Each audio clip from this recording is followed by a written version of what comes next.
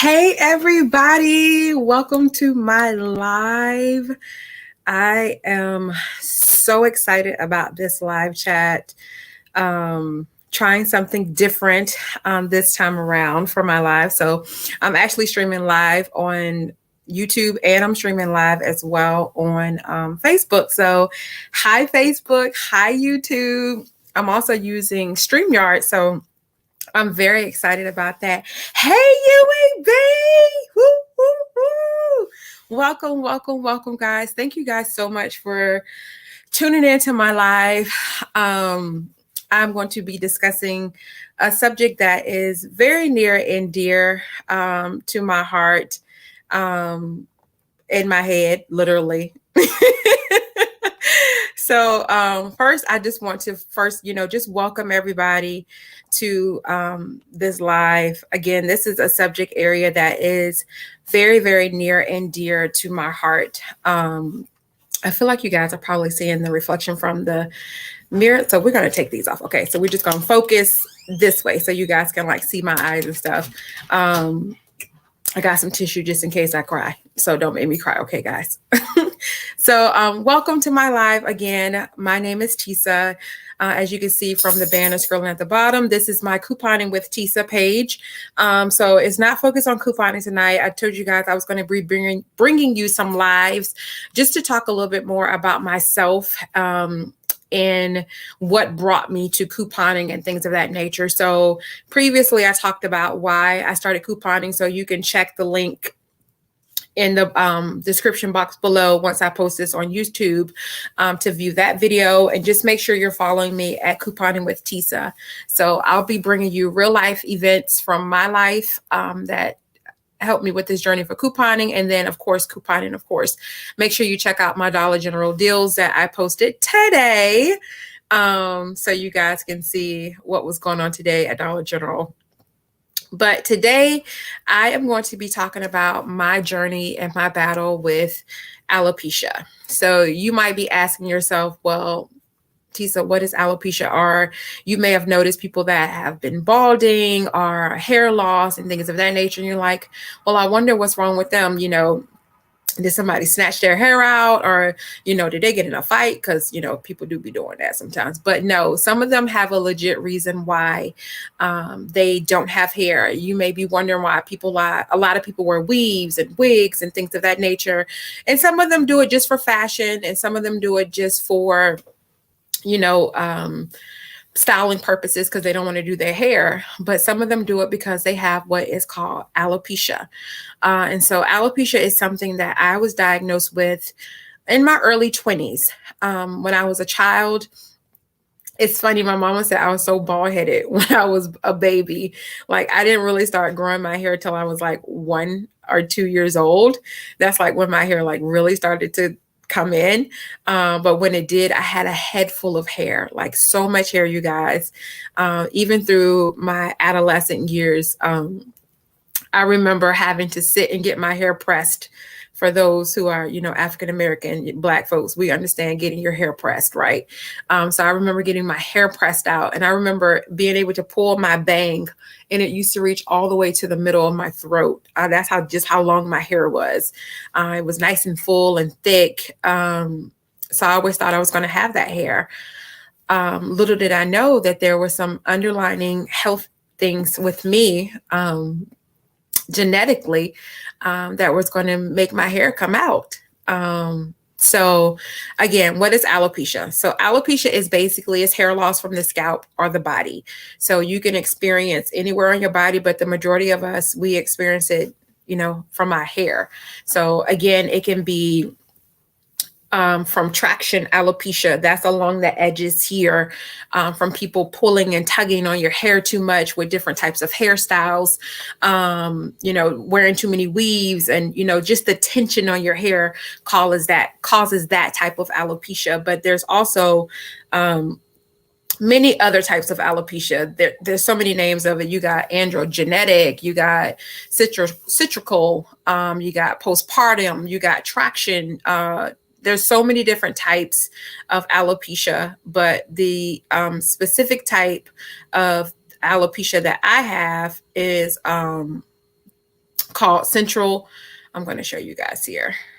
Well, let me take you a little bit back on my history. So when did I start to notice? Again, I started to notice my hair loss in my early 20s. I was probably around, it's when I got my first real job out of college. Well, my second real job out of college, working at Bennett College, my alma mater. Shout out to Bennett, my first boss, Elisa, on here. I appreciate the support.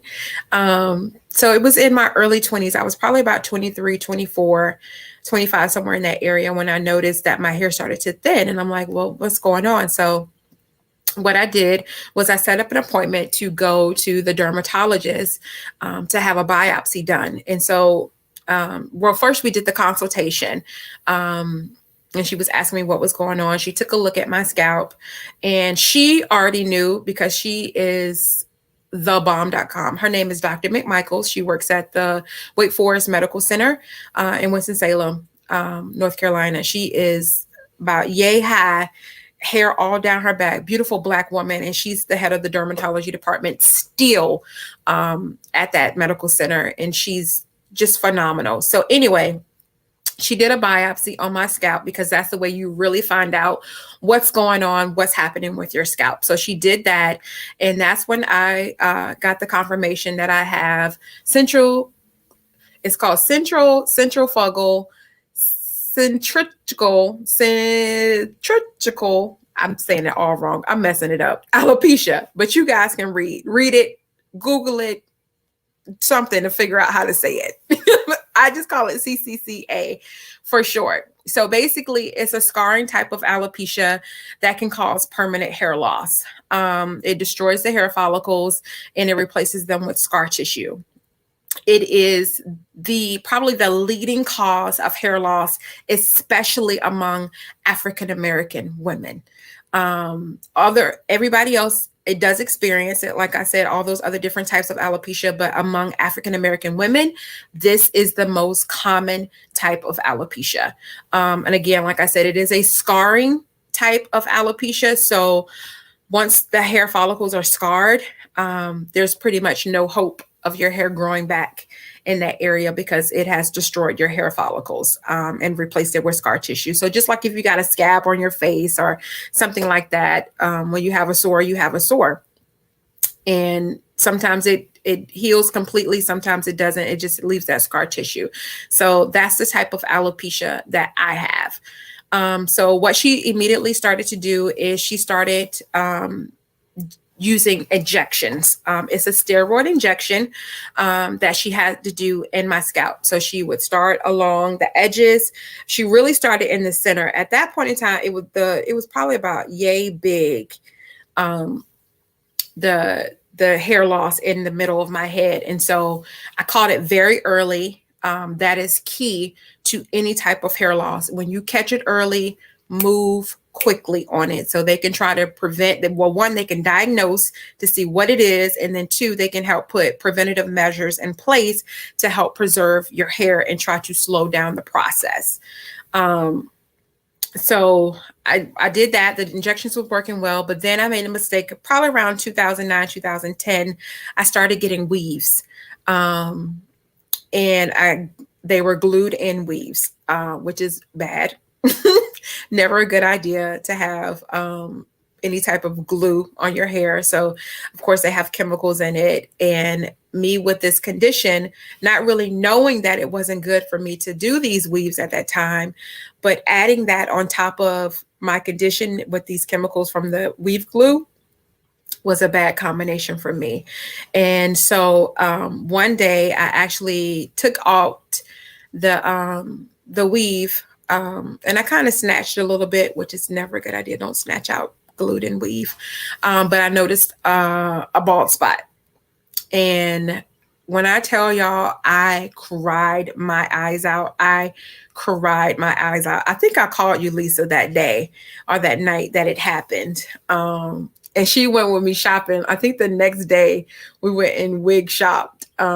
She was so supportive, and I just thank her so much for that. She was like really there for me from that beginning process all the way through this. By this time I had left where I was previously living, and I was living in a whole nother town. So what I did was I found a dermatologist because I knew it was connected. I just didn't know what to do. So I did know I needed to go back and see a dermatologist and potentially try to get these shots again to prevent even more hair loss and see if I could try to, save whatever was happening. But this dermatologist office did not do due diligence. Um, I'm sure all dermatologists are great, but this dermatologist was not Black. It was a white male, and I don't think he really knew what he was doing or really knew how to handle my condition. Although I had told him already what it was, I told him where I was previously going to get treatment, that he could connect with that office to kind of see what was the cocktail of the steroid injections that they were doing. But I don't think he did that. And it actually made my hair worse. My hair started coming out in clumps after that. It got worse. So I was like, I'm not going there anymore because he's not making my situation any better. He's making it worse. And it was so taxing on me, you guys, emotionally. Like, a woman typically sees her hair like her crown and glory, like women get their hair done all the time. And it's like, wow, my hair is gone. Like, it is leaving. It was so just shocking to me that from where I was as a child with this head full of beautiful hair, and now here I am only in my mid-20s and I'm going bald. Like, is this real life? Like, really? Like, this is real life? I was in complete shock. And so what I did was that I kept noticing the progression of my hair loss. And I started wearing more weaves and more wigs, and I'm just going to eat it. I'm going to take it. This is what it is. This is going to be my life. And this is just how it is. And that's what I did. So I started wearing weaves, eventually started getting crochets because I felt that was better. And then, technology has gotten so much better over the years as far as protective hairstyles and stuff like that. So my hair, again, it just progressively kept getting worse and worse because the type I have is a central type. It starts again in the center and it spreads down. So that's what it did. It got very itchy at times, very, very itchy. My scalp was always itchy because it's some type of like inflammatory that's going on in my scalp. So that's why the steroids was working, because it was helping with the inflammation. That was from the first time I got them, but second time, not so much. So anyway, I kept getting weaves. And then finally, just this past year, so from my mid-20s all the way to now, I'm 40 years old now. I know I don't look great, y'all. Anyway, so now at 40 years old, I finally decided that I'm going to do what I need to do to see how I can help my hair grow back. So again, after about 10 years of not doing anything really about it, seeking any help to get it, taken care of or anything, I finally decided that it's time for me to start seeking treatment again. So I found a dermatologist again in my area, a Black woman, because I just feel more comfortable. I feel going to a person who understands the texture of my hair, who understands me, as a Black woman. I felt more comfortable going to her because I knew she would understand. I did a lot of research. I looked at so many different dermatologists in my area because I live in a metropolitan area. There are so many doctors that you have to pick from. But I looked her up. She's written articles. She's been mentioned in articles before. So I felt that I can trust her. And then the added bonus came on. I found that she is actually an alum of the college that I graduated from for undergrad. So I felt even more comfortable going to her. She just had a very reputable reputation. So in her name, there was great reviews about her online and stuff. So I reached out to her and we first did a virtual consultation. via the internet, and I showed her my scalp. And again, she already knew as soon as she saw it. She said it was very aggressive, which I knew. But she said, we're going to try to see what we can do. She said, there's going to be places that's just not going to grow back. And I said, I'm okay with that. I said, but I need to do what I need to do to try to preserve as much of my hair as possible. Because that's just my decision. Some people, they decide that they want to cut all their hair off, and that's perfectly fine. More power to them. Eventually, hey, I might cut all my hair off one day. Who knows? But right now, I want to try to grow my hair back and see what happens. So I've committed to see what's next. So for me, what's next is I've made a commitment to try to stick with her for at least a year. So I had my consultation at the beginning of December. And immediately, again, once she saw it, she knew exactly what it was. She prescribed me an antibiotic to put on, because she asked me, she was like, is your hair itching? I was like, all the time. Like literally, I'll just like scratch my hair in the middle all the time. She's like, it's in the center of your head. I said, yep. She said, okay, we're going to get you this antibiotic. She also prescribed me with a shampoo to help with that as well. So I have to take that shampoo. That shampoo every other week. I'm supposed to take it. I didn't read the directions on it. I read the directions on the bottle, but not on the box. So she wants me to take it every other week to wash my hair with it, but I was washing it twice a week. But my hair don't itch anymore, so I'm okay.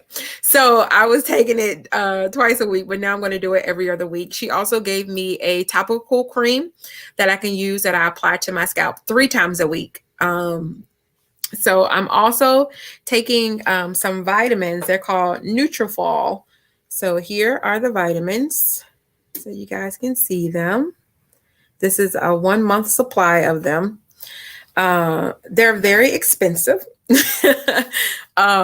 Very expensive vitamins, but they are clinically proven to show an increase in hair growth and increase hair quality. So I'm making that investment in myself.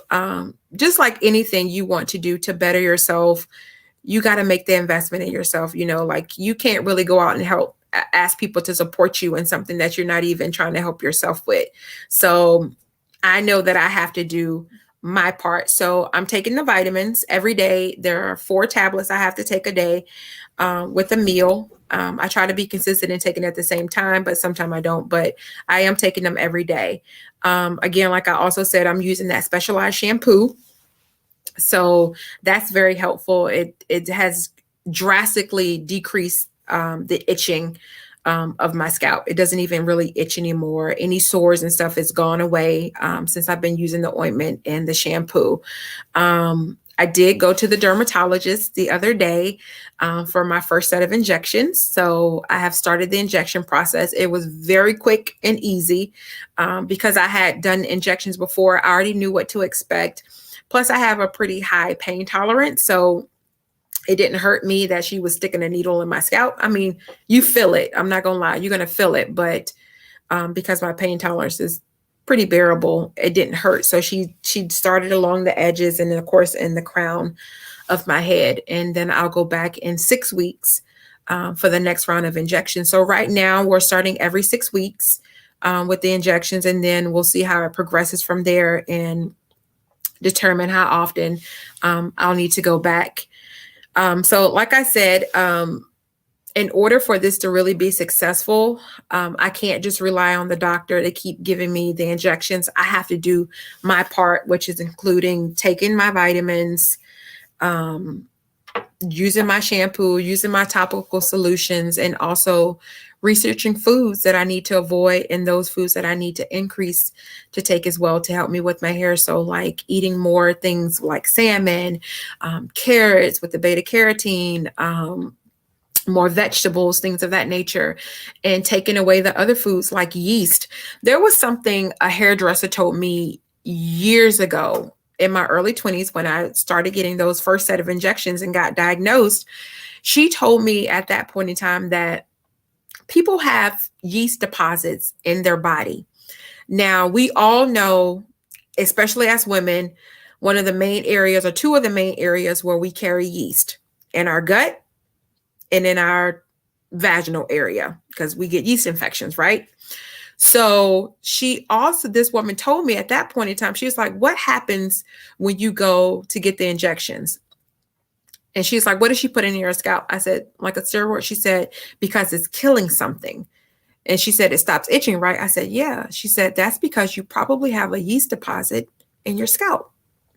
So she gave me a challenge. She said, stop eating bread for 2 weeks and see what happens. See if the itching abates. And it did. It did. Once I stopped eating all that yeast out of the bread, it helped the itching stop. So you could potentially have a yeast deposit in your head. So that was very, very odd to me, very different from me. I was not expecting that at all. But that's kind of where I am right now, you guys. Just here. I'm excited about this journey. I'm not nervous at all. I'm not scared. I'm ready to see what's going to happen next with this journey. So what I've decided to do is I've decided to video this entire process. And so after this live, I'm going to post my next video. I've already done it on my YouTube channel. So make sure you are subscribed to Couponing with Tisa on YouTube. For all my Facebook followers, please go over and follow me on there. Feel free to look at some of my couponing videos too, but I'm also going to be posting my hair journey over there.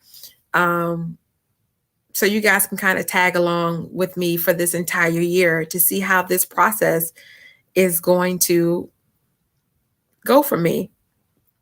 I'm again so grateful for everybody that has helped me along this journey. It can be very taxing. Again, like I said, I'm going to try not to cry. Got my tissues ready. My friend over there says she's going to videotape me if I start crying, but she turned the camera on me. I don't think she'll ever post it though. She won't embarrass me like that. I'll kill her. So but it's hard, you guys. It's very hard. It does a lot to your self-esteem.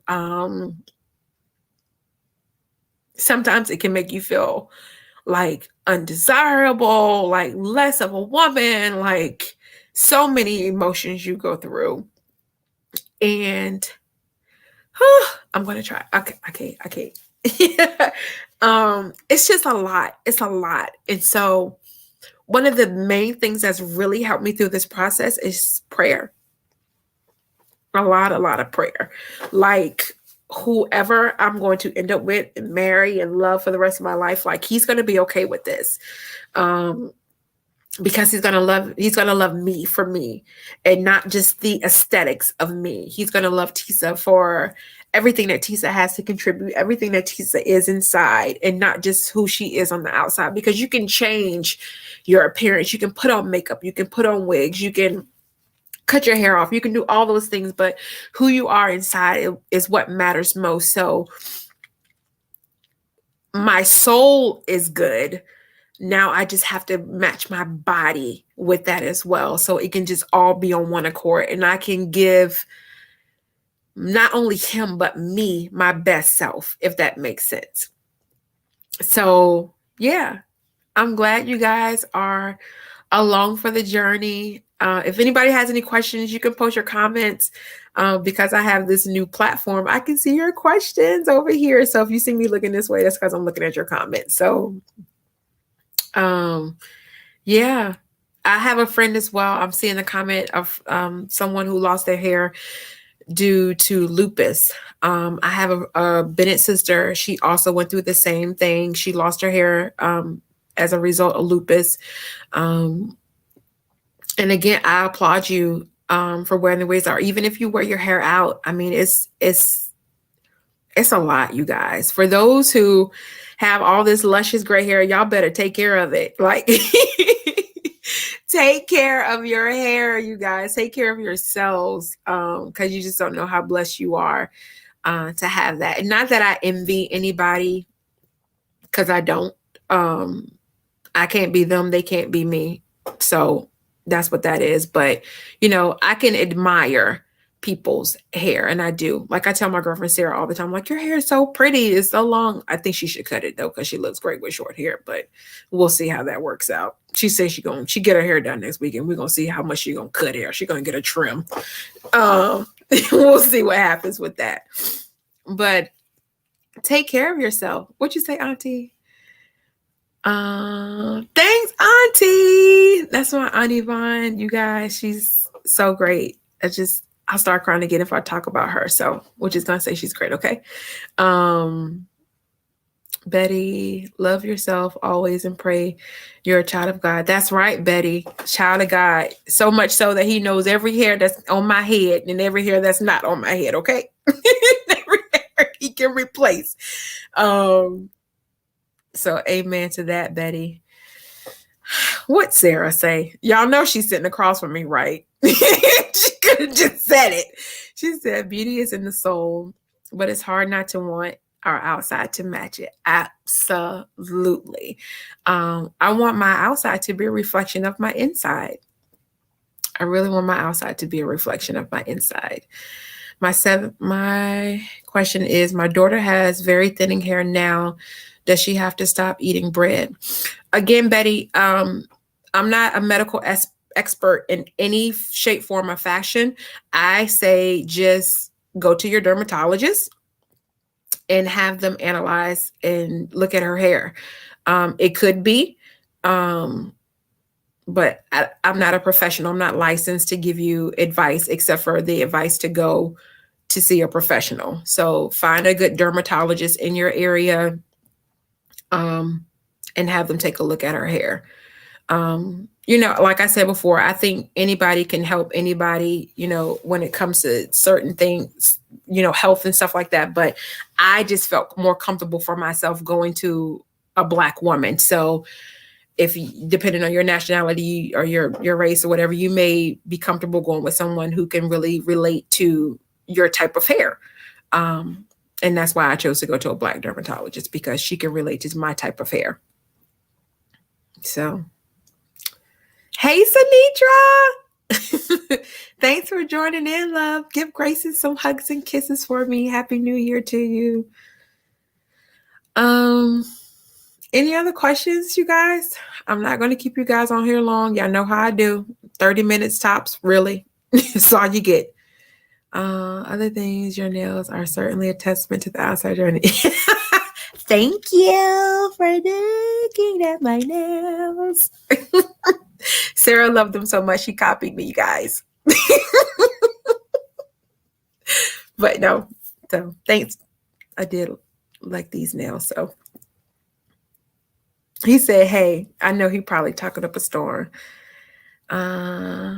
Thank you, Yolanda, for my virtual hugs. I take them. I give you hugs back as well. Yeah, so again, I'm going to post my next video that I already recorded earlier this week. It's not that long. It's maybe like 10 minutes. So take the time to go over and watch that video. It'll be posted on YouTube probably within the next 10, 15 minutes. This video will be posted as well. Once it gets downloaded from this new platform.